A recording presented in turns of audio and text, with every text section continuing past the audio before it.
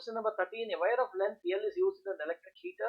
The potential difference across the wire is 200 volt. The power transferred is 500 watt. So length is L when the voltage is 200, power is 500 watt. From here, what can we determine? I have not read the full question. From here, what we can determine? We can determine what is the current passing through it. We can determine the resistance. Okay, let us read the next one. The second wire is made from the same metal, so resistivity is same, and has a cross-sectional area, same cross-sectional area. When a potential difference of 400 volt is applied, and power transfer is 2000 watt. 2000 watt. What is the length of the second wire? So let me call this L1, this is called as L2.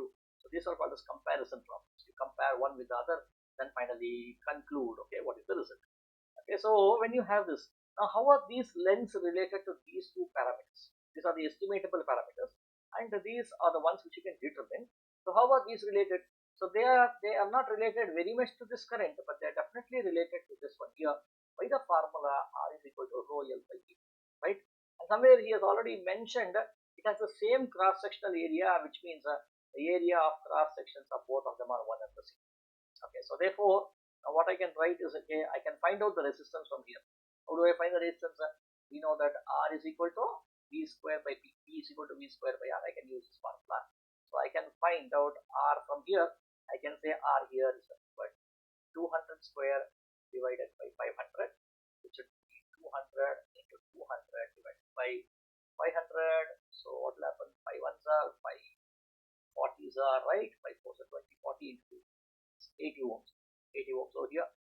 And here let us look at this. This is 400. So it should be 400 square divided by 2000. It should be 400 into 400 divided by 2000. So 00, 00, 10, 10. Two ones are, two twos are. It should be 80 ohms. Wow. The resistance is same for both of them. If resistance is the same and you have R equal to rho L by A, rho is same, A is same, resistance is same. What you comment on L? L is also same. So L1 should be equal to L2.